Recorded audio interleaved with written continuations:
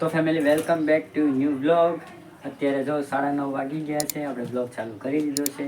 અને જો આજે છે ને ઠંડી એટલી છે ને કે આપણે જો હજુ પણ જેકેટ પહેરી રાખ્યું છે. અને હવે જો અમારે છે ને ધારાબેન જો ઉઠી ગયા છે અને નાસ્તો કરવાનું ચાલુ કરી દીધું. અને હરતો ફરતો નાસ્તો કરે એટલે હાલતા જાય ને ફરતા જાય ને નાસ્તો કરતા જાય કાં.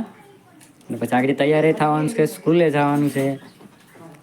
અને હું તમને બતાવું, જો હીર પણ નાસ્તો કરવા બેસી ગઈ છે. એ એક જગ્યાએ બેસીને નાસ્તો કરે છે. કાં તારા હાલ તો આપણે હીરને બતાવી દઈએ.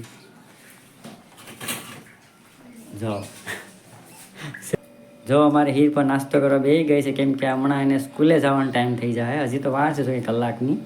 ને મિત્રો હમણાં આપણે થોડાક ફ્લાવર મંગાવવાના છે, કેમ કે થોડી જગ્યાએ ઘરમાં આપણે મૂકવાના છે. થોડું ડેકોરેશન કરવાનું છે, કેમ કે આપણે બ્લોગ બનાવીએ ને તો બ્લોગમાં શૂટિંગ થોડું સારું આવે એટલા માટે.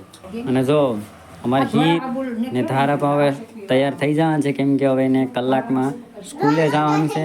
હા, અત્યારે તો 9:30 વાગી ગયા છે. 11 વાગે એને સ્કૂલે જવાનું છે. હા, આપણે હમણાં ઘરને થોડું ડેકોરેશન કરવાનું છે ને, કેમ કે બ્લોગમાં થોડું આપણું શૂટિંગ સારું આવે એટલા માટે. કાં તો આપણે કઈ જગ્યાએ મૂકવાના છે ને એ તો હીર કહે છે ને અહીંયા આપણે મૂકવાના છે. કાં હા એમ અમારે જો થોડું બધીમાં ડેકોરેશન કરવાનું છે. એટલે જો તમને બતાવી દઉં કે અમારે છે ને જો આ અરીસો છે ને, અરીસો તેની આ સાઈડ પણ એકાદ ફ્લાવર મૂકવાનું છે, આ સાઈડ પર કંઈ મૂકવાનું છે. અને આ સાઈડ તો આપણે એવું મૂકવાનું છે ને કે કંઈ વસ્તુ રહી જાય ને એવી વસ્તુ મૂકવાની છે. એટલે આરીસાની બે બાજુ આપણે થોડું મૂકવાનું છે.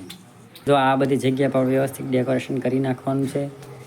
અને પછી જો આપણે આ ટીવીની જગ્યા છે, ટીવીનું સ્ટેન્ડ છે, ત્યાં પર આપણે જો અહીંયા પર થોડું ફ્લાવર ને બધું મૂકવાનું છે, કેમ કે આપણે બ્લોગ બનાવીએ તો શૂટિંગ બહુ સારું આવે બેકગ્રાઉન્ડમાં એટલા માટે. અને મિત્રો ફ્લાવર જો આવી જાય એટલે ક્યાં મૂકવાના છે, શું ડેકોરેશન કરવાની તો તમને બ્લોગમાં બતાવી દઈશું. અને જો તો ફેમિલી અત્યારે વાગી ગયા છે 10:30. અને જો અમારે છે ને ધારા છે ને એનું લેસન કરે છે અત્યારે. નહીં, આ તો લખે છે કાં. અને જો અમારે ધારા છે ને તૈયાર થઈ ગઈ છે સ્કૂલે જવા માટે. અને જો હમણાં અમે પાર્ટી લીધી ને એમાં એ લખે જો. અને કેટલું બધી લખતા વાંચતા આવડી ગયું ધારાને, કે કાલે. અને જો ધારાને અમારે છે ને ABCD વાંચતા આવડી ગઈ છે. વાંચતો ધારા ABCD હમણાં જો.